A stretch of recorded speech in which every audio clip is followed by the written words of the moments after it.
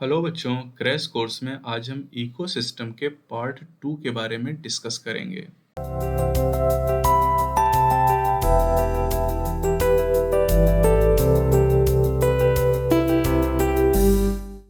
Hello बच्चों, Gangwar institute for NEET channel पे आप सभी का स्वागत है। मैं हूं डॉक्टर हरिओम गंगवार और बेटा क्रैश कोर्स में इस समय हम इकोसिस्टम चैप्टर को पढ़ रहे थे। बेटा आप जानते हैं कि ये एनसीईआरटी में अगर हम अपने क्रैश कोर्स के हिसाब से देखें तो हम 25th चैप्टर यहाँ पर डिस्कस कर रहे हैं। और इकोसिस्टम का जो पार्ट 1 था ये बेटा कल मैंने अपलोड कर दिया था और आज इसके मिनटी में मैंने क्वेश्चन आपको करा दिए थे। अभी जो इकोसिस्टम पार्ट 2 है बेटा, इसके क्वेश्चन कल आपको 4:30 बजे मिंटी क्विज में कराए जाएंगे। तो इस चैप्टर की थ्योरी को आप कवर करिए यहाँ से और साथ ही साथ इसके जो क्वेश्चन है एनसीईआरटी बेस, इसको हम मिंटी क्विज में कल डिस्कस करेंगे। चैनल पे आप नए तो चैनल को सब्सक्राइब जरूर कर लीजिए, वीडियो को लाइक जरूर करिए और वीडियो को आखिर तक देखेंगे तो आपके सारे कॉन्सेप्ट एकदम अच्छी तरीके से क्लियर हो जाएंगे। बेटा इकोसिस्टम में इस समय हम बात कर रहे थे फंक्शनल कंपोनेंट के बारे में और आपको जैसा कि पिछले लेक्चर में मैंने कहा था कि इकोसिस्टम के 4 फंक्शनल कंपोनेंट होते हैं: productivity, decomposition, energy flow and nutrient cycling. तो इनमें से बेटा 3 कंपोनेंट हमने पढ़ भी लिए हैं। अब जो एनर्जी फ्लो है, इसके बाद अगला जो टॉपिक यहाँ पर हमें पढ़ना है that is the ecological pyramid. अब बेटा अगर हम किसी पिरामिड के शेप की बात करते हैं, आप सभी लोग पिरामिड के शेप के बारे में जानते होंगे। अगर हम पिरामिड की बात करते हैं तो ये एक पिरामिड मैंने यहाँ पर आपको बना दिया। अब बेटा पिरामिड का जो बेस होता है ये ब्रॉड होता है। जैसे यहाँ पर ये पिरामिड है, इसका ये बेस आपको दिखाया गया है दैट इज ब्रॉड। ये काफी चौड़ा है, आपको जो बेस इसका दिखाया गया है। और जैसे जैसे आप ऊपर की तरफ बढ़ेंगे अपेक्स की तरफ, ये धीरे धीरे नैरो होता चला जाएगा। तो it narrows towards the apex, apex की तरफ ये धीरे धीरे नैरो होता चला जाता है। अब इकोलॉजिकल पिरामिड हम बना क्यों रहे हैं इसके बारे में जान लीजिए। जब हम बायोमास, एनर्जी या नंबर के फॉर्म में रिलेशनशिप का पता लगाना चाहते हैं ऑर्गेनिज्म के बीच में, तो इस रिलेशन का पता लगाने के लिए हम पिरामिड का फॉर्मेशन करते हैं। यानी इसे यहाँ लिखा फूड, एनर्जी की जो रिलेशनशिप है ऑर्गेनिज्म के बीच में, इन रिलेशन का पता लगाने के लिए हम पिरामिड का यूज करते हैं।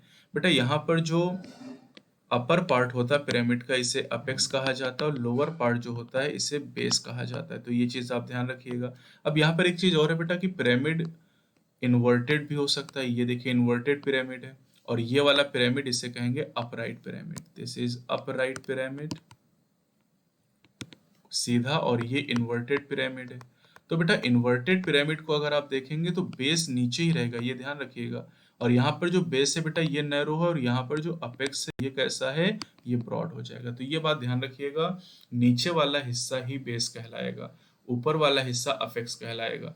अपराइट पिरामिड में जो बेस होगा ये ब्रॉड होगा और इन्वर्टेड पिरामिड में जो अपेक्स होगा ये ब्रॉड होगा। तो बेटा डिफरेंट ट्रॉफिक लेवल के जो ऑर्गेनिज्म है उनके बीच जो रिलेशनशिप का पता लगाना है बायोमास के फॉर्म में, नंबर के फॉर्म में, एनर्जी के फॉर्म में, इसी से हम इकोलॉजिकल पिरामिड का फॉर्मेशन करते हैं या इकोलॉजिकल पिरामिड से हम इनके रिलेशनशिप को समझ सकते हैं। तो रिलेशनशिप जो ऑर्गेनिज्म के बीच है इसे हम किस फॉर्म में एक्सप्रेस कर सकते हैं? नंबर के फॉर्म में, बायोमास के फॉर्म में या एनर्जी के फॉर्म में एक्सप्रेस कर सकते हैं। अब बेटा यहाँ पर ये ध्यान रखना है कि जो पिरामिड का बेस होता है ये हमेशा प्रोड्यूसर या फर्स्ट ट्रॉफिक लेवल को रिप्रेजेंट करता है। जैसे ये पिरामिड है तो पिरामिड का जो बेस है ये प्रोड्यूसर के बारे में बताएगा या आप कह सकते हैं प्राइमरी प्रोड्यूसर। फिर इससे ऊपर आप जाओगे तो अगले लेवल पे हमें मिलेगा प्राइमरी कंज्यूमर, इसके आगे जाएंगे तो हमें सेकेंडरी कंज्यूमर मिलेगा, इसके आगे अगर कोई लेवल है तो उसे हम टर्सरी कंज्यूमर कहेंगे। तो ये बात आपको जरूर ध्यान रखनी है। तो अपेक्स की अगर बात करते हैं तो अपेक्स पे टर्सरी या टॉप लेवल का कंज्यूमर प्रेजेंट होगा। इकोलॉजिकल पिरामिड मेनली 3 तरह के होते हैं: pyramid of number, pyramid of the biomass and pyramid of the energy. तो इन तीनों के बारे में बेटा हम डिस्कस करेंगे। सबसे पहले हम बात करेंगे पिरामिड ऑफ नंबर के बारे में। चलिए बेटा पिरामिड ऑफ नंबर में आप देखिए यहाँ पर एक पिरामिड आपको दिखाया गया है। तो ये जो पिरामिड बेटा आपको दिखाई दे रहा है इसमें प्रोड्यूसर आप देखिए, प्रोड्यूसर का नंबर सबसे ज्यादा यहाँ पर है, 5,82,000 यहाँ पर प्रोड्यूसर हैं। नहीं रमा, 5,82,000 नहीं, ये लाइन काट देना। प्रोड्यूसर बेटा आप देखिए तो यहाँ पर 58,42,000 प्रोड्यूसर हैं, और इसी को नियरली 6 मिलियन भी आप कह सकते हैं, ठीक, 6 मिलियन, नियरली 6 मिलियन मतलब लगभग 60 लाख। 58,42,000 को एनसीईआरटी ने लैंग्वेज में क्या लिखा है, नियरली 6 मिलियन। अब प्राइमरी कंज्यूमर का नंबर बेटा देखिए 7,08,000 है, तो इसकी जो बार है प्राइमरी कंज्यूमर की छोटी हो गई। फिर आप सेकेंडरी कंज्यूमर देखिए और कम है, 3,54,000, तो ये पिरामिड की बार और छोटी हो गई। और टर्सरी कंज्यूमर केवल 3 है, तो इसकी बार और छोटी हो जाती है। तो बेटा ये जो पिरामिड यहाँ पर आपको मिला, ये पिरामिड कैसा मिला, that is the upright pyramid. तो अपराइट पिरामिड आपको मिला यहाँ पर नंबर के लिए। अगर देखिए प्राइमरी प्रोड्यूसर बेटा सबसे ज्यादा है और ऊपर की तरफ नंबर कम होता चला जा रहा है, तो आपको अपराइट पिरामिड मिलेगा। और यहाँ पर देखिए लिखा भी है कि pyramid of number in a grassland ecosystem, ये आपके एएमयू एग्जाम में पूछा गया था। Only 3 top carnivore are supported in an ecosystem based on production of nearly 6 million plant. अगर 6 मिलियन प्रोड्यूसर लगभग होंगे तो टॉप कॉर्नियोर कितने सपोर्ट होंगे, केवल 3 टॉप कॉर्नियोर यहाँ पर प्रेजेंट होंगे। अब बेटा कोई भी पिरामिड बनाते समय हमें ये ध्यान रखना है कि चाहे हम एनर्जी का पिरामिड बनाएं, बायोमास का या नंबर का, हमें ये ध्यान रखना कि एक ट्रॉफिक लेवल पे जितने भी ऑर्गेनिज्म हैं उन सभी ऑर्गेनिज्म को हमें शामिल करना है। जैसे अभी हमने देखा कि प्रोड्यूसर के लेवल पे 58,42,000 प्लांट थे, तो हमने सारे प्लांट को इंक्लूड किया है जो फर्स्ट ट्रॉफिक लेवल में आते थे। यानी मान लीजिए हमने टेरेस्ट्रियल इकोसिस्टम ग्रासलैंड लिया, तो उस इकोसिस्टम में एक ट्रॉफिक लेवल पे जितने ऑर्गेनिज्म है सबको शामिल करेंगे। अगर हमने कुछ ऑर्गेनिज्म को शामिल किया, कुछ ऑर्गेनिज्म को छोड़ दिया, तो उस कंडीशन में जो पिरामिड हम बनाएंगे वो सही नहीं आएगा। तो यहाँ पर ये इस बात का हमें अच्छी तरीके से ध्यान रखना है कि पिरामिड को बनाते समय एक ट्रॉफिक लेवल में आने वाले सभी ऑर्गेनिज्म को हम जरूर शामिल करेंगे। साथ ही साथ ऐसा भी हो सकता है कि एक ही ऑर्गेनिज्म एक से ज्यादा ट्रॉफिक लेवल में प्रेजेंट हो एक ही समय में। तो यहाँ पर ये बात ध्यान रखिएगा कि जो ट्रॉफिक लेवल है ये एक फंक्शनल लेवल है, ये किसी स्पीसीज का लेवल नहीं है।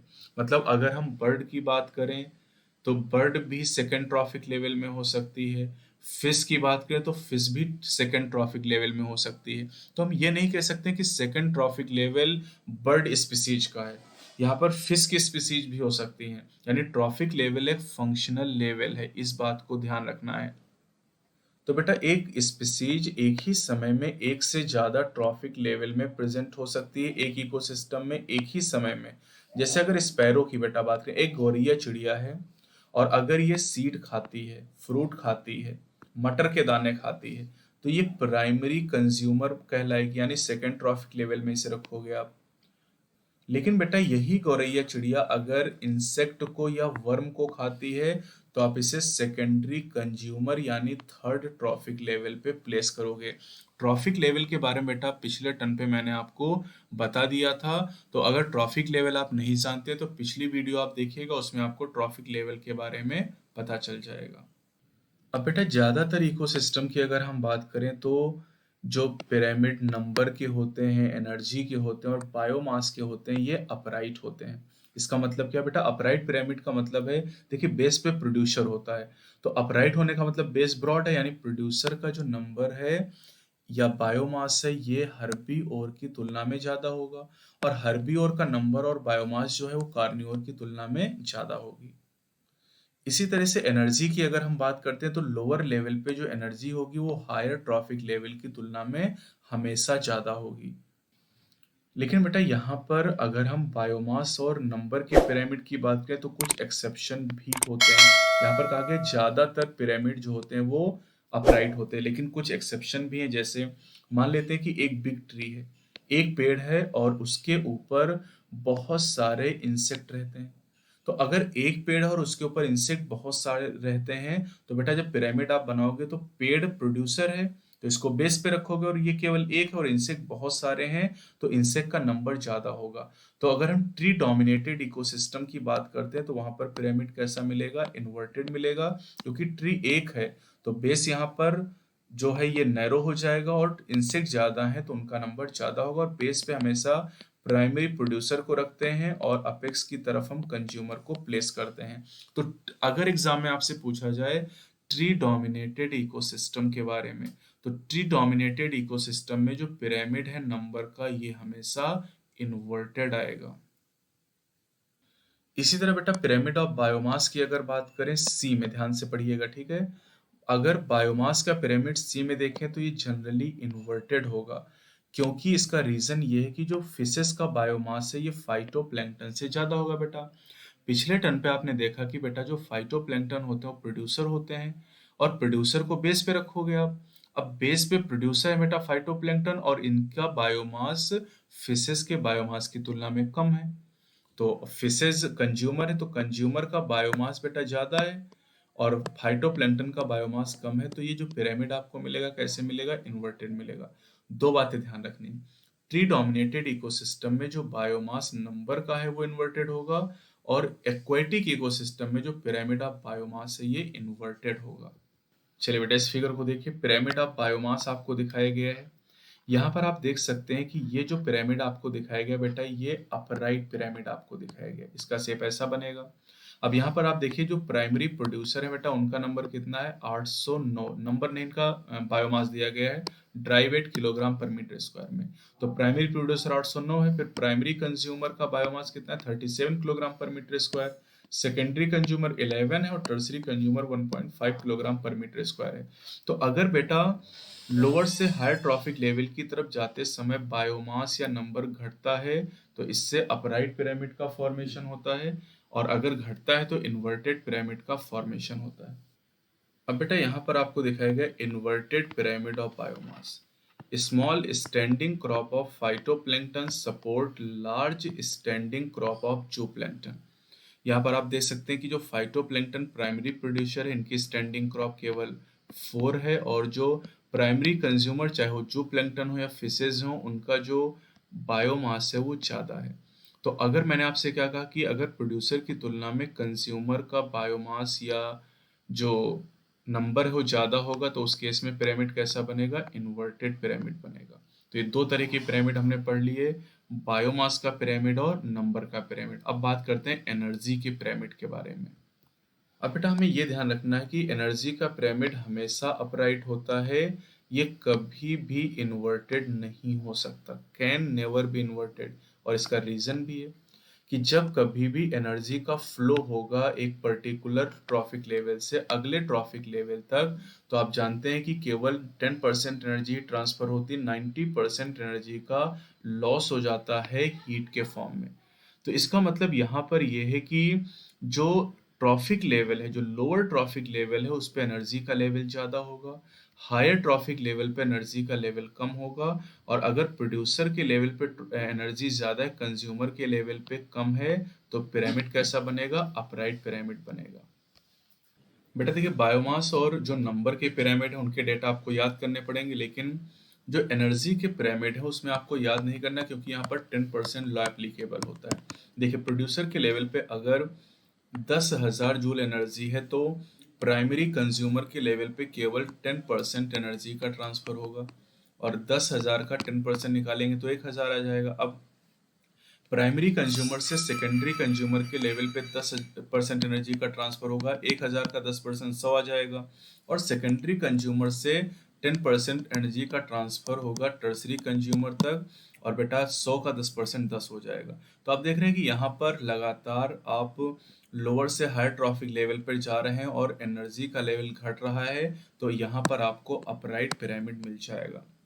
अब एक चीज और ध्यान दीजिएगा कि जो सनलाइट है उसको आप देखें तो सनलाइट आपको कितनी दिखाई गई है, 10 लाख जूल, यानी 10 टू पावर कितने जूल दिखाई गई, 6 जूल आपको दिखाई गई। ये 10 टू पावर 6 जूल है।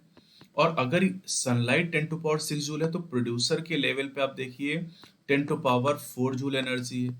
इसका मतलब है केवल 1% एनर्जी यहाँ पर ट्रांसफर हुई, यही लिखा है यहाँ पर कि observe that primary producer convert only 1% of the energy in sunlight available to them in NPP. यानी जो टोटल सनलाइट प्लांट को मिलती है उसका लगभग 1% हिस्सा वो फूड में कन्वर्ट कर पाते हैं या फोटोसिंथेसिस में यूज कर पाते हैं। लेकिन बेटा इकोलॉजिकल पिरामिड की अगर हम बात करते हैं तो इनकी कुछ लिमिटेशन यानी सीमाएं भी होती हैं।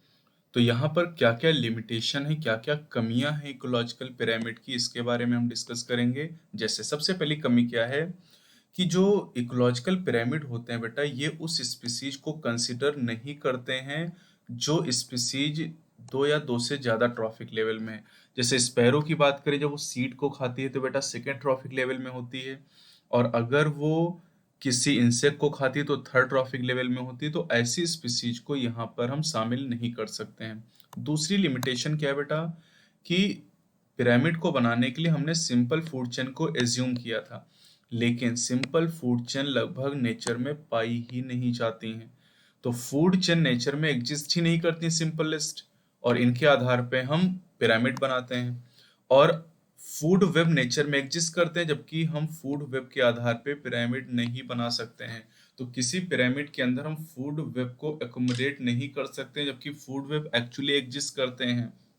और सबसे जो जरूरी बात है बेटा, सबसे जो जरूरी बात वो ये है कि सेप्रोफाइट या डीकम्पोजर को पिरामिड में कोई जगह नहीं दी गई है, जबकि ये इकोसिस्टम में बहुत ही इम्पोर्टेंट रोल प्ले करते हैं।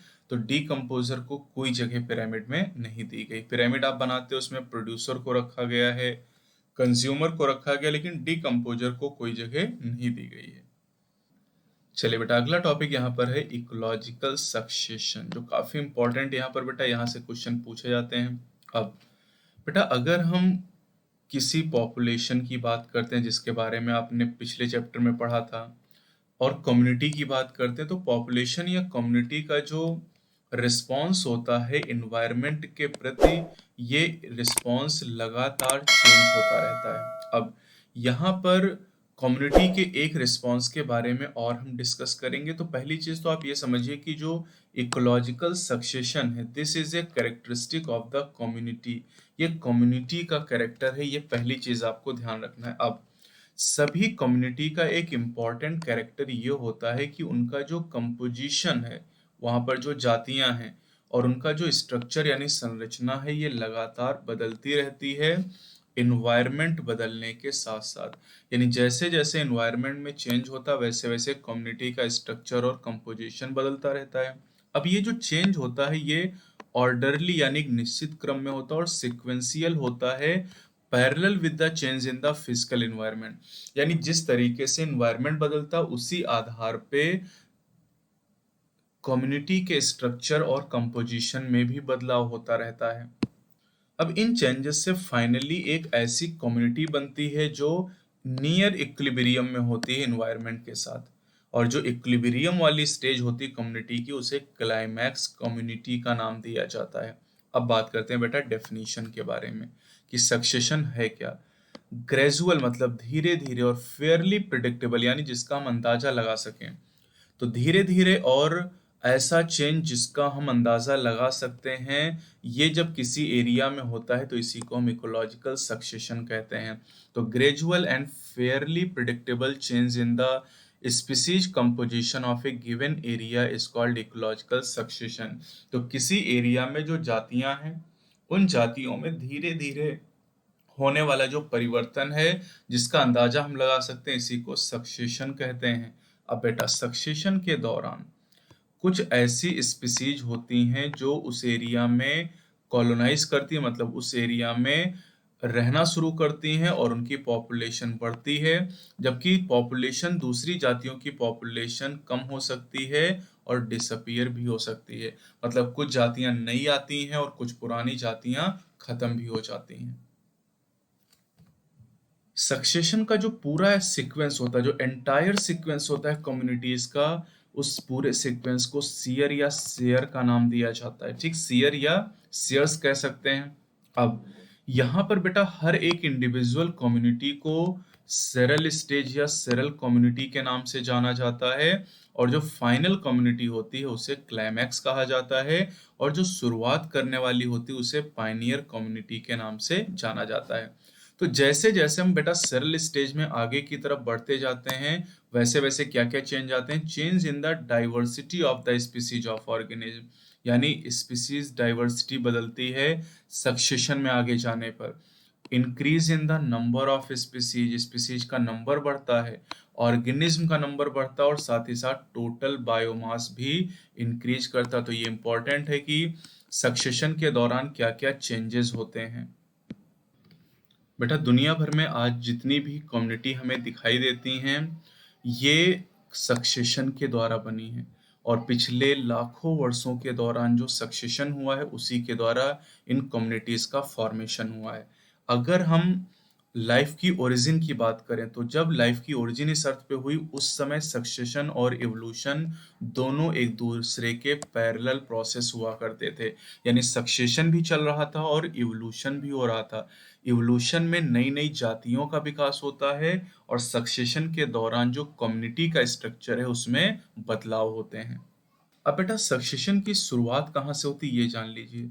सक्सेशन एक ऐसा प्रोसेस है जो स्टार्ट होता है उस एरिया में जहाँ पर कोई भी लिविंग ऑर्गेनिज्म नहीं है, जहाँ पर कोई जीवन नहीं है, वहां पर सक्सेशन की शुरुआत होती है। अब बेटा ऐसा हो सकता है कि वहां पर उस एरिया में कोई भी लिविंग ऑर्गेनिज्म कभी भी ना रहता हो, जैसे कि बेयर रॉक की बात करें, या फिर ऐसा एरिया हो सकता है जहां पर ऑर्गेनिज्म रहते हो लेकिन सभी लिविंग ऑर्गेनिज्म जो वहां पर एग्जिस्ट करते हैं वो सब खत्म हो गए हों। अब अगर उस एरिया में कभी कोई जीवन था ही नहीं तो वहां पर अगर सक्सेशन स्टार्ट होगा तो उसे प्राइमरी सक्सेशन कहेंगे, और अगर जहां पर जीवन था लेकिन वो जीवन खत्म हो गया वहां पर सक्सेशन होगा तो उसे हम सेकेंडरी सक्सेशन कहेंगे, क्योंकि वहां पर जीवन था यानी वहां पर एक बार सक्सेशन हो चुका है। तो no living organism ever existed, primary succession. और अगर किसी एरिया में जीवन था लेकिन वो जीवन किसी वजह से नष्ट हो गया तो वहां पर सेकेंडरी सक्सेशन शुरू होगा। तो प्राइमरी सक्सेशन किन किन जगहों पर होगा ये देख लीजिए। प्राइमरी सक्सेशन होगा जैसे न्यूली कूल्ड लावा की बात करें, बेयर रॉक बंजर चट्टान की बात करें, न्यूली क्रिएटेड पॉन्ड या रिजर्वायर की बात करें। प्राइमरी सक्सेशन में नई कम्युनिटी का फॉर्मेशन है ये काफी स्लो होता है, क्योंकि बेटा किसी भी बायोटिक कम्युनिटी के एस्टेब्लिशमेंट के लिए जरूरी कि वहां पर सॉइल मौजूद होनी चाहिए। अब सॉइल का जो फॉर्मेशन होता है बेटा, अगर हम बेयर रॉक की बात करें तो बेयर रॉक पे जो फर्टाइल सॉइल का प्रोडक्शन होता है इसमें कई सौ से कई हजार साल का समय लग जाता है, कई सौ से कई हजार साल का समय लग जाता है। और सॉइल का फॉर्मेशन मेनली डिपेंड करता है किस पे, क्लाइमेट यानी जलवायु पर निर्भर करता है। तो प्राइमरी सक्सेशन जैसे अगर किसी चट्टान पे प्राइमरी सक्सेशन शुरू होगा तो बेटा वहां पर पहले सॉइल का फॉर्मेशन होगा जिसमें हजारों साल लग जाएंगे, और उसके बाद फिर वहां पर सक्सेशन की शुरुआत होगी।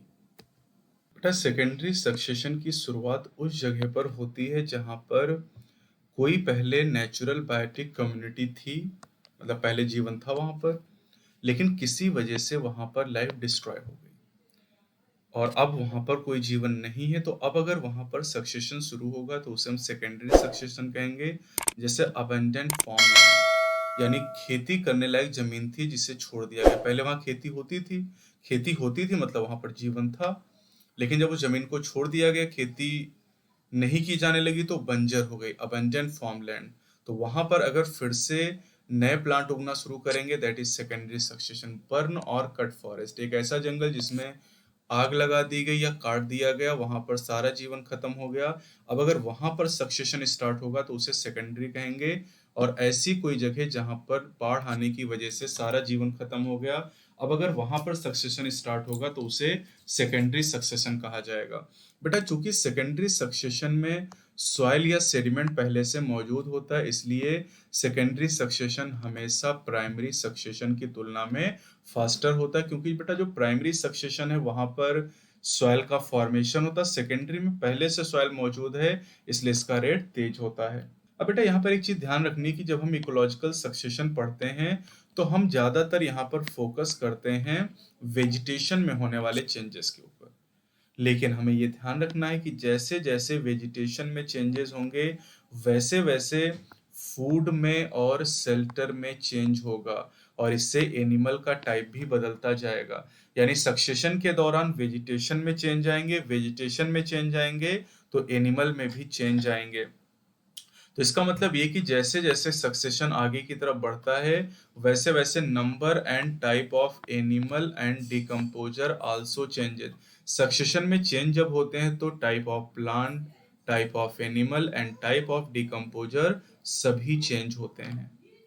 अब बेटा किसी भी टाइम में अगर हम देखें प्राइमरी या सेकेंडरी सक्सेशन के दौरान अगर कोई नेचुरल या ह्यूमन इंड्यूस्ड डिस्टरबेंस आ जाता है, नेचुरल डिस्टरबेंस जैसे कि मान लीजिए फ्लड, बाढ़ आ गई, ह्यूमन इंड्यूस्ड डिस्टरबेंस जैसे ह्यूमन ने आग लगा दी जंगल में या जंगलों को काट दिया, डिफॉरेस्टेशन मतलब जंगलों को काट देना, तो बेटा इससे क्या होगा कि जो पर्टिकुलर सेरल स्टेज है सक्सेशन की वो पिछली स्टेज में वापस लौट जाती है। यानी सक्सेशन के दौरान मान लीजिए यहाँ पर ए स्टेज थी, ए से बी का फॉर्मेशन हुआ, बी से सी का फॉर्मेशन हुआ, सी से डी का फॉर्मेशन हुआ, ये सक्सेशन सीरीज है। अब यहाँ पर जो शुरुआत करता है बेटा उसे पायनियर कहते हैं, आखिरी वाली को क्या कहते हैं, क्लाइमैक्स कहते हैं, और जो इंटरमीडिएट होती हैं इन्हें सेरल स्टेज कहा जाता है, और पूरे सीक्वेंस को हम क्या कहते हैं, सीयर का नाम देते हैं। तो मान लीजिए कि हमने सी स्टेज पे कोई डिस्टरबेंस क्रिएट कर दिया, तो सक्सेशन अपनी पिछली अवस्था यानी बी की स्टेज पर वापस लौट जाएगा। साथ ही साथ बेटा इन डिस्टरबेंसेस की वजह से ऐसी कंडीशन क्रिएट होती हैं जो कुछ स्पीसीज को इनकरेज करती हैं और कुछ स्पीसीज को डिस्करेज करती हैं, और इसकी वजह से कई सारी स्पीसीज खत्म भी हो सकती हैं। यानी ह्यूमन या नेचुरल डिस्टरबेंसेस की वजह से कई जातियों को बढ़ने का मौका मिलता है, कई जातियां कम हो जाती हैं और कई जातियां खत्म भी हो सकती हैं। तो बेटा जैसे कि अभी मैंने आपको बताया कि सक्सेशन में मेनली हम फोकस करते हैं वेजिटेशन यानी प्लांट के ऊपर, तो चलिए हम पढ़ते हैं सक्सेशन ऑफ प्लांट के बारे में। नेचर या हैबिटाट के आधार पे, हैबिटाट के नेचर के आधार पे, हैबिटाट का नेचर मतलब वहां पर पानी ज्यादा है या पानी कम है ना, इस आधार पे हैबिटाट के नेचर के आधार पे मतलब सक्सेशन पानी में हो रहा है या वेरी वेट एरिया में हो रहा है जहां पर बहुत ज्यादा नमी है, या फिर वेरी ड्राई एरिया में हो रहा है। प्लांट का जो सक्सेशन होता है ये दो तरह का होता है। अगर वेटर एरिया में हो रहा है, पानी वाले एरिया में, तो उसे हाइड्राक सक्सेशन कहा जाता है, और अगर वेरी ड्राई एरिया में हो रहा है बेटा तो उस सक्सेशन को जीराक सक्सेशन के नाम से जाना जाता है।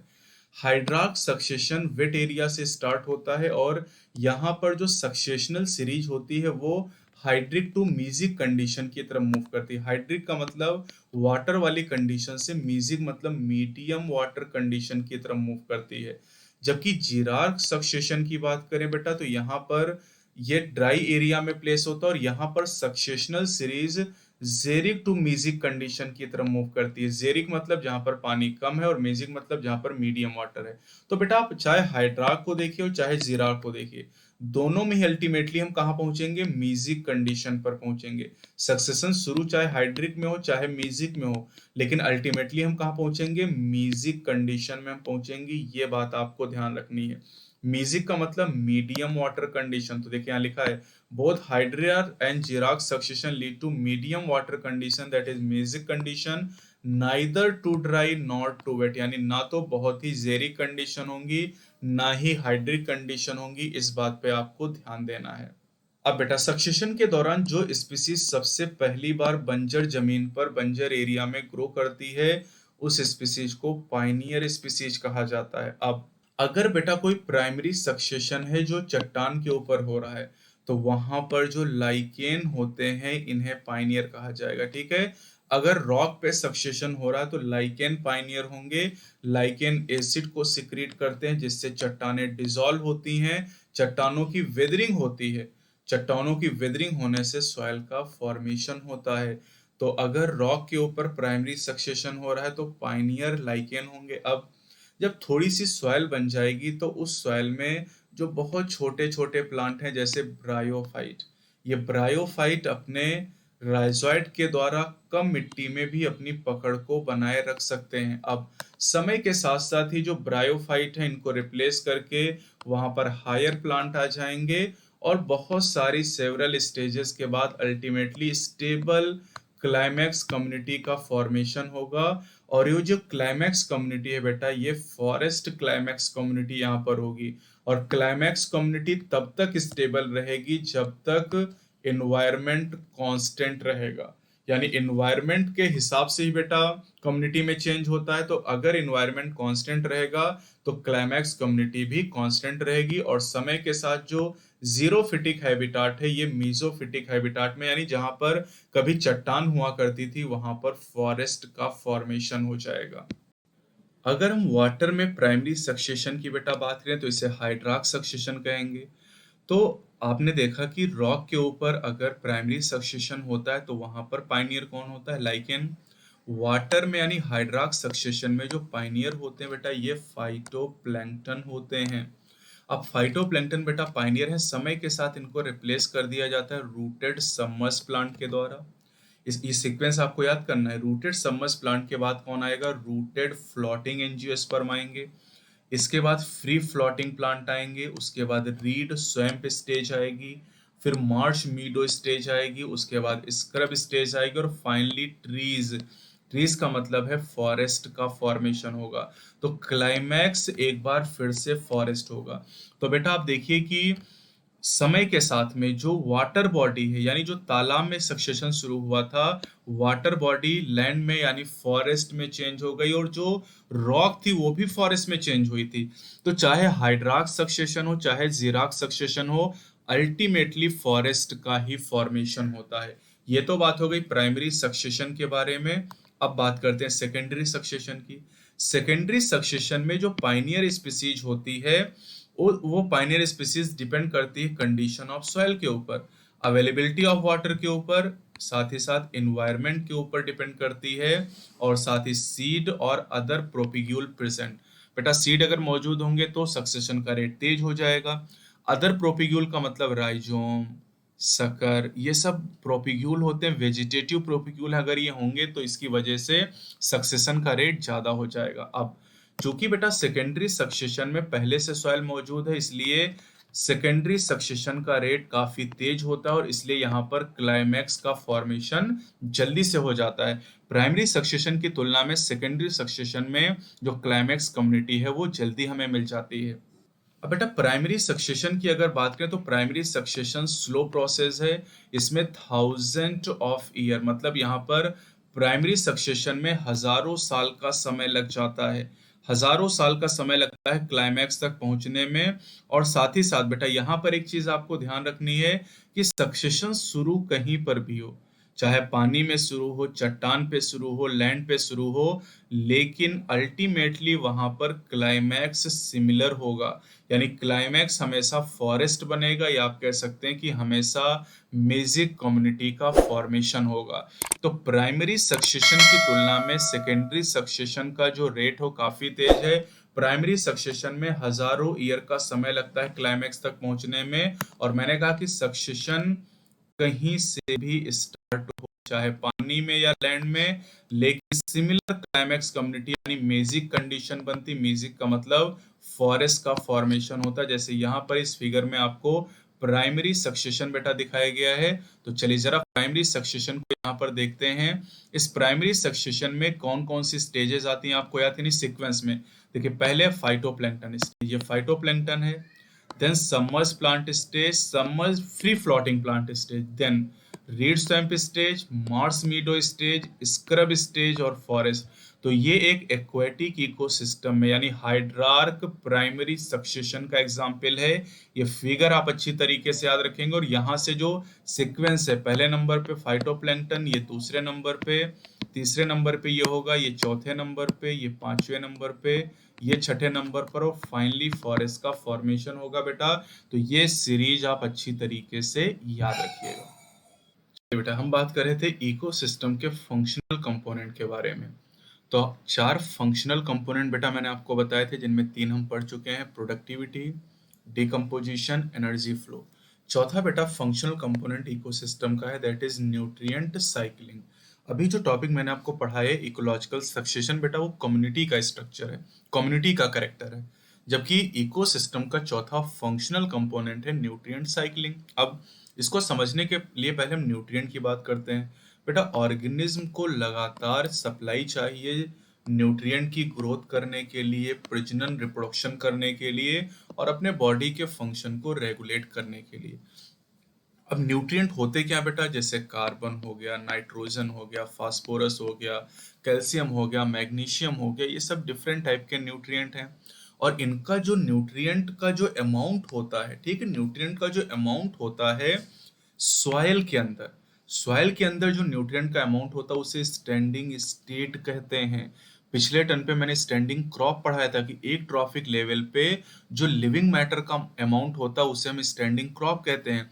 लेकिन सॉइल में, किसी भी इकोसिस्टम में सॉइल के अंदर जो न्यूट्रिएंट का अमाउंट होता है उसे स्टैंडिंग स्टेट कहते हैं।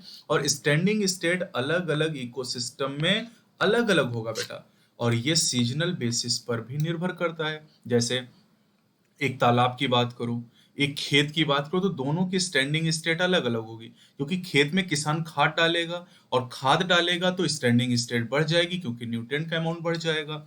इसी तरह सीजन के आधार पे भी, अब आप देखते हैं कि जब गर्मियों का सीजन आएगा, बरसात का सीजन आएगा, तो गर्मियों में बारिश में डिकम्पोजिशन का रेट बढ़ेगा, और डिकम्पोजिशन बढ़ेगा तो न्यूट्रिएंट का अमाउंट बढ़ेगा सॉइल के अंदर। लेकिन अगर आप सर्दियों की बात करते हैं बेटा, तो आप जानते हैं लो टेम्परेचर में डिकम्पोजिशन इनहिबिट होता है, तो उस कंडीशन में जो स्टैंडिंग स्टेट है वो कम हो जाएगी। तो सीजन के आधार पे और इकोसिस्टम बदलने पर स्टैंडिंग स्टेट चेंज हो जाएगी। अब बेटा ये जो न्यूट्रिएंट होते हैं ये कभी भी इकोसिस्टम से लॉस नहीं होते हैं, इनकी रिसाइकलिंग बार बार होती है अनंत समय तक। तो आप डेफिनेशन देखिएगा, न्यूट्रिएंट का जो मूवमेंट होता है बेटा वेरियस कंपोनेंट ऑफ इकोसिस्टम के थ्रू, इसी को न्यूट्रिएंट साइक्लिंग कहते हैं।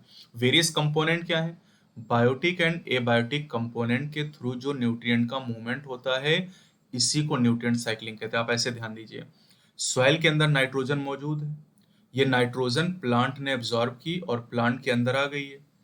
तो सॉइल के अंदर नाइट्रोजन थी, सॉइल क्या है, एबायोटिक फैक्टर। प्लांट के अंदर ये नाइट्रोजन आ गई जो कि बायोटिक फैक्टर है। अब जब इस प्लांट का डिकम्पोजिशन होगा तो ये वापस कहाँ पहुंच जाएगा, नाइट्रोजन सॉइल में। तो यही साइकिल अनंत समय तक चलती रहेगी, इसी को हम कहते हैं न्यूट्रिएंट साइकिलिंग। यानी न्यूट्रिएंट का जो मूवमेंट है इकोसिस्टम के बायोटिक और एबायोटिक कंपोनेंट के थ्रू, इसी को न्यूट्रिएंट साइकिलिंग कहते हैं। इसे बायो जियो केमिकल साइकिल भी कहा जाता है। बायो का मतलब लिविंग ऑर्गेनिज्म के थ्रू, जियो मतलब रॉक, एयर, वाटर के थ्रू ये साइकिल चलती। अब न्यूट्रिएंट साइक्लिंग बेटा दो तरह की होती हैं, एक गैसियस न्यूट्रिएंट साइक्लिंग होती है और दूसरी सेडिमेंट्री न्यूट्रिएंट साइक्लिंग होती है। अब अगर हम गैसियस टाइप की न्यूट्रिएंट साइक्लिंग की बात करें, जैसे नाइट्रोजन की साइकिल गैसियस न्यूट्रिएंट साइक्लिंग है, carbon cycle gaseous nutrient cycling, तो इनका जो रिजर्वायर है, भंडार है, गैसियस टाइप की न्यूट्रिएंट साइक्लिंग का भंडार एटमॉस्फेयर में होता है। जबकि अगर हम सेडिमेंट्री साइकिल की बात करें तो सल्फर और फास्फोरस की साइकिल सेडिमेंट्री साइकिल का एग्जाम्पल है। इनका रिजर्वायर कहाँ पर है, अर्थ क्रस्ट में, या फिर रॉक आप कह सकते हैं, अर्थ क्रस्ट या रॉक में इनका रिजर्वायर या भंडार पाया जाता है। अब न्यूट्रिएंट के रिलीज होने के, एटमॉस्फेयर में न्यूट्रिएंट के रिलीज के रेट को कौन रेगुलेट करता है, ये आपको याद करना है। कई सारे इन्वायरमेंटल फैक्टर हैं, जैसे सॉइल हो गया, मॉइस्चर हो गया, पीएच हो गया, टेम्परेचर हो गया, ये रेगुलेट करते हैं rate of release of nutrient into the atmosphere. अभी जो रिजर्वायर है इसका फंक्शन क्या है, इसके बारे में जान लेते हैं। बेटा रिजर्वायर का जो फंक्शन होता है ये किसी भी इम्बैलेंस को या किसी भी कमी को मेंटेन करने का काम करता है। यानी रिजर्वायर का काम है to meet with the deficit which occur due to imbalance of rate of influx and efflux. Influx का मतलब है कि जो न्यूट्रिएंट है उनका इकोसिस्टम में आना, और इफ्लक्स का मतलब है इनका बाहर जाना। तो अगर कोई इम्बैलेंस होता है इनफ्लक्स और इफ्लक्स में, तो उस इम्बैलेंस की वजह से जो कमी आती है उस कमी को कौन पूरा करता है, रिजर्वायर पूरा करता है। भंडार जो है ये उस कमी को पूरा करता है। जैसे हम अपने पैसे का भंडार बैंक में रखते हैं, जब हमारे पास पैसे की कमी हो जाती है तो बैंक से हम पैसा निकाल लेते हैं। तो बैंक एक रिजर्वायर की तरह है, वो हमारे पैसे की कमी को पूरा कर देता है। वैसे यहाँ पर भी जो एटमॉस्फेयर या अर्थ क्रस्ट एक रिजर्वायर की तरह काम करता है, और ये जो न्यूट्रिएंट की डेफिशिएंसी होती है उस कमी को पूरा करने का काम करता है। अब बेटा प्लांट फिजियोलॉजी में मैंने आपको नाइट्रोजन साइकिल के बारे में पढ़ाया है। जब आपने मिनरल न्यूट्रिशन चैप्टर पढ़ा था तो वहां पर मैंने इसके बारे में आपको पढ़ाया था। यहाँ पर हम दो साइकिल पढ़ेंगे, कार्बन साइकिल और फास्फोरस साइकिल के बारे में। कार्बन साइकिल बेटा जो कि एक गैसियस टाइप की न्यूट्रिएंट साइकिलिंग है, और फास्फोरस साइकिल जो कि एक टाइप की सेडिमेंट्री साइकिल है, तो इन दोनों साइकिल के बारे में यहाँ पर हम डिस्कस करेंगे। अब बेटा अगर हम कार्बन की बात करते हैं तो लिविंग ऑर्गेनिज्म में कार्बन 49% ड्राई वेट बनाता है ऑर्गेनिज्म का, और वाटर के बाद ये दूसरे नंबर पे है। बेटा आप जानते हैं कि वाटर 70 to 90% पार्ट ऑर्गेनिज्म का बनाता है, लेकिन यहाँ पर आपसे कहा गया ड्राई वेट, यानी अगर पानी को हटा दें बॉडी से तो 49% हिस्सा किससे बना है बॉडी का? 49% हिस्सा कार्बन से बना है। अब इस धरती पर जितनी भी कार्बन है उसका 71% हिस्सा कहाँ पर है? महासागरों में, ओशन के अंदर घुला हुआ है। और ये जो महासागर में पाया जाने वाला कार्बन का रिजर्वायर है, ये रिजर्वायर रेगुलेट करता है एटमॉस्फेयर में कार्बन डाइऑक्साइड के अमाउंट को। साथ ही साथ आपको ये भी जानना चाहिए कि एटमॉस्फेयर में केवल 1% टोटल ग्लोबल कार्बन है, यानी इस धरती पर जितनी कार्बन है उसका 71% हिस्सा महासागर में है। एटमॉस्फेयर में टोटल ग्लोबल कार्बन का केवल 1% हिस्सा होता है। अब बेटा जो फॉसिल फ्यूल है, पेट्रोल, डीजल, कोयला, इन्हें फॉसिल फ्यूल कहते हैं। ये भी कार्बन के रिजर्वायर होते हैं। इनके अंदर हाइड्रोकार्बन पाए जाते हैं, और हाइड्रोकार्बन कार्बन और हाइड्रोजन के कंपाउंड होते हैं। अब कार्बन की बेटा जो साइकिल होती है ये एटमॉस्फेयर से के थ्रू चलती है, ओशन के थ्रू, और साथ ही लिविंग और डेड ऑर्गेनिज्म के थ्रू चलती है। अब एटमॉस्फेयर, ओशन क्या हो गया? एबायोटिक हो गया। लिविंग ऑर्गेनिज्म क्या हो गया? बायोटिक। यानी जो भी साइकिल आप देखते हैं वो बायोटिक और एबायोटिक कंपोनेंट के थ्रू चलती है। यहाँ पर एक डेटा आपको दिया गया जो याद करना है। हर साल, ध्यान दीजिएगा, हर साल पूरी धरती पर जितने भी प्लांट हैं वो फोटोसिंथेसिस के द्वारा 4 × 10⁻13 किलोग्राम कार्बन को फिक्स करते हैं। फिक्स मतलब फोटोसिंथेसिस के द्वारा उसे ग्लूकोज में चेंज कर देते हैं। काफी ज्यादा मात्रा में जो कार्बन होता है ये एटमॉस्फेयर में वापस पहुंचता है CO2 के फॉर्म में, respiratory activities of producer and consumer की वजह से। हम लोग कंज्यूमर हैं, जब हम लोग ब्रीदिंग करते हैं और सांस छोड़ते हैं तो CO2 एटमॉस्फेयर में पहुंच जाती है। अब जो डीकम्पोजर है बेटा ये भी काफी बड़ा रोल प्ले करते हैं CO2 पूल में, क्योंकि जब ये डीकम्पोजिशन करते हैं वेस्ट मटेरियल और डेड ऑर्गेनिक मैटर का, तो इनके डीकम्पोजिशन के द्वारा जो डिकम्पोजिशन में क्या होता है, कॉम्प्लेक्स ऑर्गेनिक मैटर को सिंपल इनऑर्गेनिक सब्सटेंस जैसे CO2 और वाटर में चेंज करते हैं। तो जब भी डिकम्पोजिशन होगा CO2 रिलीज होगी। कुछ अमाउंट में जो फिक्स्ड कार्बन है, फिक्स कार्बन मतलब ग्लूकोज के फॉर्म में, loss to the sediment and remove from the circulation. ये नदी में, तालाब में, झील में, महासागर में तली पर बैठ जाती है और ये सर्कुलेशन से अलग हो जाती है, मतलब इसकी साइकिलिंग नहीं होगी। अब अगर हम लकड़ी को जलाते हैं या फॉरेस्ट फायर, जंगल की जो आग है, कंबशन ऑफ ऑर्गेनिक मैटर, कोई भी कार्बनिक पदार्थ हम जलाते हैं, या फिर फॉसिल फ्यूल, पेट्रोल, डीजल हम जलाते हैं अपनी गाड़ियों में, ऑल्केनिक एक्टिविटी, ज्वालामुखी के धधकने से, ये सब एडिशनल सोर्स हैं CO2 के, और इन सभी एक्टिविटीज की वजह से CO2 एटमॉस्फेयर में रिलीज होता है। अब ह्यूमन की एक्टिविटी की वजह से जो कार्बन साइकिल है वो काफी ज्यादा इन्फ्लुएंस हो चुकी है, कार्बन साइकिल बहुत ज्यादा प्रभावित हो चुकी है। जैसे रैपिड डिफॉरेस्टेशन, तेजी से हम जंगलों को जला रहे हैं, खत्म कर रहे हैं, and massive burning of fossil fuel, तेजी से जंगलों को हम काट रहे हैं। हमें लाइन सही करनी पड़ेगी बेटा। रैपिड डिफॉरेस्टेशन मतलब तेजी से हम जंगलों को काट के खत्म कर रहे हैं, और फॉसिल फ्यूल का हम एनर्जी और ट्रांसपोर्ट के लिए बहुत ज्यादा यूज कर रहे हैं, और इसकी वजह से कार्बन डाइऑक्साइड का कंसंट्रेशन एटमॉस्फेयर में बढ़ रहा है। इसी को हम अगले चैप्टर में या एक चैप्टर के बाद हम पढ़ेंगे एनवायरमेंटल इशू में, green house effect and global warming. जब हम एनवायरमेंटल इशू पढ़ेंगे तब इस इफेक्ट के बारे में बात करेंगे, यानी हमारी वजह से जो कार्बन साइकिल है बहुत ज्यादा प्रभावित हो चुकी है, क्योंकि जो कार्बन या कार्बन डाइऑक्साइड का एटमॉस्फेयर में कंसंट्रेशन है धीरे धीरे बढ़ता जा रहा है। ये साइकिल पूरी तरीके से डिस्टर्ब हो चुकी है। चलिए बेटा अब बात करते हैं फास्फोरस साइकिल के बारे में, जो कि एक सेडिमेंट्री टाइप की न्यूट्रिएंट साइक्लिंग है। फास्फोरस मेजर कंपोनेंट है बायोलॉजिकल मेम्ब्रेन का। आपने सेल मेम्ब्रेन पढ़ा, उसमें आप जानते हैं कि सेल मेम्ब्रेन में फास्फोलिपिड होता है, और फास्फोलिपिड में फास्फोरस प्रेजेंट होता है। इसके अलावा न्यूक्लिक एसिड, DNA और RNA की बेटा आप बात करें तो DNA RNA में क्या है, शुगर बेस फॉस्फेट है यानी फास्फोरस है। सेलुलर एनर्जी ट्रांसफर सिस्टम, जैसे ATP की बात करें, एडिनोसिन ट्राइफॉस्फेट, तो फॉस्फेट में क्या है, फास्फोरस प्रेजेंट होता है। इसके अलावा कई सारे एनिमल हैं जिनको लार्ज अमाउंट में फास्फोरस की जरूरत होती है। शेल को बनाने के लिए, जैसे मोलस्क के शेल की बात करें, बोन को, जैसे हमारी बॉडी में जो बोन है कैल्शियम फॉस्फेट की बनी, टीथ के फॉर्मेशन के लिए इनकी जरूरत होती है। फास्फोरस का जो नेचुरल रिजर्वायर, प्राकृतिक भंडार है, ये रॉक यानी चट्टान होती हैं या अर्थ क्रस्ट आप कह सकते हो। रॉक के अंदर फास्फोरस फॉस्फेट के फॉर्म में प्रेजेंट होता है। अब जब इन चट्टानों की वेदरिंग होती है तो माइन्यूट अमाउंट में जो फॉस्फेट होते हैं ये सॉइल सोल्यूशन के अंदर आ जाते हैं और यहां से इन्हें प्लांट की रूट के द्वारा एब्जॉर्ब कर लिया जाता है। तो बेटा जो सॉइल के अंदर फास्फोरस थी, रॉक से आई जो फास्फोरस सॉइल में, उसे प्लांट के अंदर पहुंचा दिया गया रूट के द्वारा एब्जॉर्ब करके। अब जब कोई हर्बी और एनिमल प्लांट को खाएगा तो उसके अंदर ये फास्फोरस आ जाएगा, और हर्बी और से जो कार्निओरस एनिमल है उनके अंदर ये फास्फोरस पहुंच जाएगा। अब जब इन प्लांट और एनिमल की डेथ होगी, है ना, waste product and dead organism, इनका डिकम्पोजिशन होगा फॉस्फेट सॉल्युबलाइजिंग बैक्टीरिया के द्वारा, तब फास्फोरस रिलीज हो जाएगा और फास्फोरस फिर से सॉइल में चला जाएगा।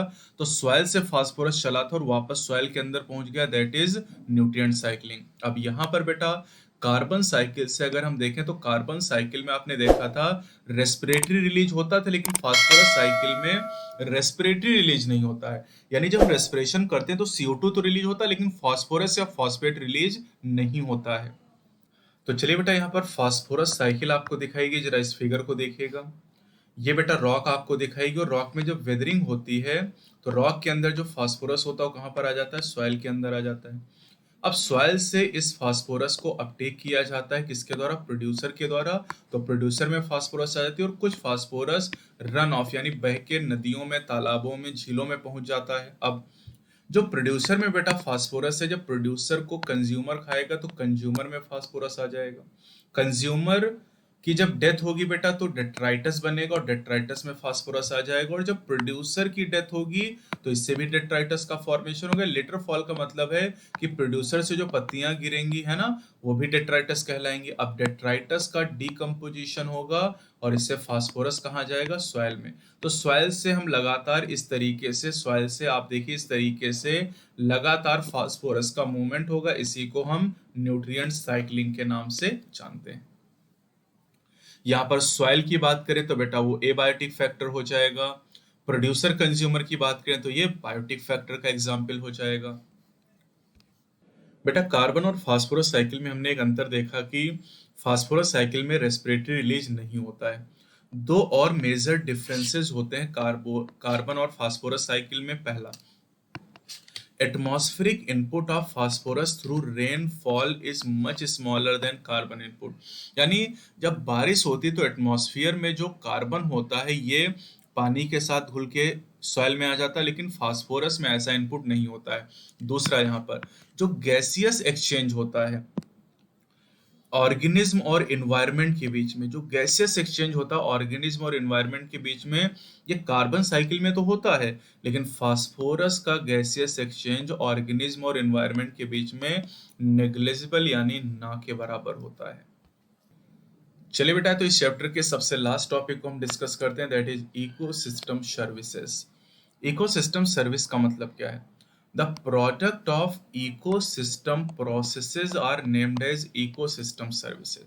किसी भी इकोसिस्टम के जो प्रोडक्ट होते हैं उसी को हम इकोसिस्टम सर्विस के नाम से जानते हैं। जैसे एक हेल्दी फॉरेस्ट इकोसिस्टम की बात की जाए तो एक हेल्दी फॉरेस्ट इकोसिस्टम एयर और वाटर को प्यूरिफाई करने का काम करता है, ठीक है, एयर और वाटर को प्यूरिफाई करता है, ड्रॉट और फ्लड यानी सूखे और बाढ़ को खत्म करता है, न्यूट्रिएंट की साइक्लिंग करता है, फर्टाइल सॉइल जनरेट उपजाऊ मिट्टी बनाता है, ये वाइल्ड लाइफ हैबिटाट प्रोवाइड करता है, जंगली जानवरों को रहने की जगह देता है, बायोडाइवर्सिटी को मेंटेन करता है, हमारी फसलों को पॉलिनेट करने का काम करता है। इसके अलावा ये कार्बन के लिए स्टोरेज साइट प्रोवाइड करता है, और इसके अलावा ये एस्थेटिक यानी आध्यात्मिक, कल्चरल और स्पिरिचुअल वैल्यूज भी प्रोवाइड करता है। तो किसी भी इकोसिस्टम से, जैसे हमारा खेत एक इकोसिस्टम है, हमने गेहूं की फसल लगाई तो अब उस खेत से जो हमें गेहूं मिल रहा है उसी को हम क्या कहेंगे, इकोसिस्टम सर्विस। सिंपल शब्दों में आप ऐसे समझ लीजिए, ठीक है।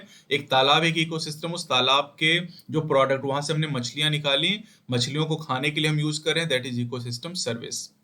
अब बेटा इकोसिस्टम की जो सर्विसेज हैं, इन सर्विसेज की जो वैल्यू है, जो कॉस्ट है, इसका पता लगाना, इसको डिटरमाइन करना बहुत कठिन है। तो इसका पता बेटा लगाया रॉबर्ट कोस्टेंजा ने। रॉबर्ट कोस्टेंजा और उनके जो सहयोगी वैज्ञानिक हैं, कलीग्स, उनके सहयोगी साथी, उन्होंने हाल ही में नेचर की जो लाइफ सपोर्ट सर्विसेज हैं, इनकी जो कॉस्ट है, उनका प्राइस बताया है। तो यहाँ पर जो प्राइस बताया गया वो कितना ही आपको याद करना है, 33 ट्रिलियन US डॉलर। एक साल के लिए जो नेचर हमें, एक साल तक नेचर हमें जो भी लाइफ सपोर्ट सर्विसेज प्रोवाइड करता है, इस धरती पर जितने भी इकोसिस्टम है, ठीक है, उन इकोसिस्टम से जो भी प्रोडक्ट हमें मिलते हैं, उनकी कॉस्ट कितनी है, 33 ट्रिलियन US डॉलर। और ये सब हमें फ्री में मिल रहा है। और ये कॉस्ट बहुत ज्यादा है, क्योंकि अगर हम ग्लोबल ग्रॉस नेशनल प्रोडक्ट यानी जीएनपी की बात करें, तो जीएनपी की वैल्यू कितनी है, 18 ट्रिलियन US डॉलर। और इसका लगभग दुगना इकोसिस्टम सर्विस की कॉस्ट। तो दो चीजें ध्यान रखिएगा, अगर जीएनपी आपसे पूछा जाएगा तो जीएनपी है 18 ट्रिलियन US डॉलर। बेटा मिलियन होता है 10⁻⁶, बिलियन होता है 10⁻⁹, और ट्रिलियन होता है 10⁻12। तो 18 इंटू 10⁻12 डॉलर आप कह सकते हैं, US डॉलर, ये जीएनपी की कॉस्ट है। और लगभग इसके दुगनी कॉस्ट है इकोसिस्टम सर्विसेज की।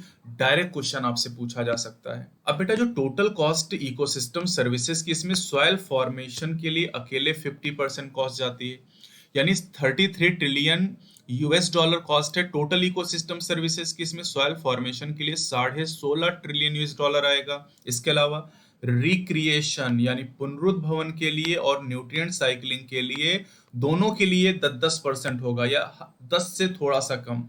क्लाइमेट रेगुलेशन के लिए 6% होगा, और हैबिटाट फॉर वाइल्ड लाइफ के लिए भी 6% होगा। तो ये सारा डेटा आपको याद करना है। तो बेटा ये चैप्टर आपका कंप्लीट होता है इकोसिस्टम। चैनल पे आप नए तो चैनल को सब्सक्राइब जरूर करिएगा, वीडियो को लाइक जरूर करेंगे, ज्यादा से ज्यादा शेयर करेंगे। और अगर आप ये पहली वीडियो देख रहे हैं तो बेटा ये 25वां चैप्टर जिसको हम डिस्कस करें, पूरी प्लेलिस्ट मैंने बना के रखी है, उस प्लेलिस्ट में जाके आप सारी वीडियोस को देख सकते हैं और एनसीईआरटी को अच्छी तरीके से कवर कर सकते हैं। अगर आप नीट में बहुत अच्छा स्कोर बायोलॉजी में करना चाहते हैं, यानी आप ये चाहते हैं कि नीट में आपका 360 में से 360 नंबर आए, तो इसके लिए आप हमारे क्लासरूम बायोलॉजी वीडियो लेक्चर को परचेस कर सकते हैं। यानी 3,000 रुपये में आप एनसीईआरटी के सभी 10 यूनिट और उनके 38 चैप्टर को कवर कर सकते हैं। अगर अपनी पढ़ाई को आप बूस्टअप करना चाहते हैं, आप 0 लेवल से भी स्टार्ट करते हैं, तब भी आप अपने पूरे टॉपिक को कवर कर सकते हैं। साथ ही साथ अगर आप यूनिट वाइज लेक्चर लेना चाहें, जैसे कोई यूनिट जेनेटिक्स की बात करें, अगर जेनेटिक्स यूनिट में आपको कोई दिक्कत है, तो ये यूनिट केवल 500 रुपये में भी आप परचेस कर सकते हैं। यानी 10 यूनिट में से किसी भी अगर एक यूनिट को आप परचेज करना चाहते हैं, तो उसे केवल 500 रुपीज़ में परचेज कर सकते हैं। और सभी जो 10 यूनिट की कॉस्ट है वो 3000 रुपीज़ है, जो कि एक्चुअल जिनकी कॉस्ट 19,000 होती है, ये इस समय आपको प्रोवाइड किए जा रहे हैं। अगर आप इन वीडियो लेक्चर को लेना चाहते हैं तो इसके लिए डिस्क्रिप्शन में आपको लिंक दिया गया है, उस लिंक पे जाके आप इन वीडियो लेक्चर को परचेज कर सकते हैं और इसी साल आप नीट में सिलेक्शन ले सकते हैं। अगर आपको बायोलॉजी में कोई दिक्कत हो रही तो इनके द्वारा आप आसानी से इन लेक्चर को करके अपने नीट में सफलता पा सकते हैं।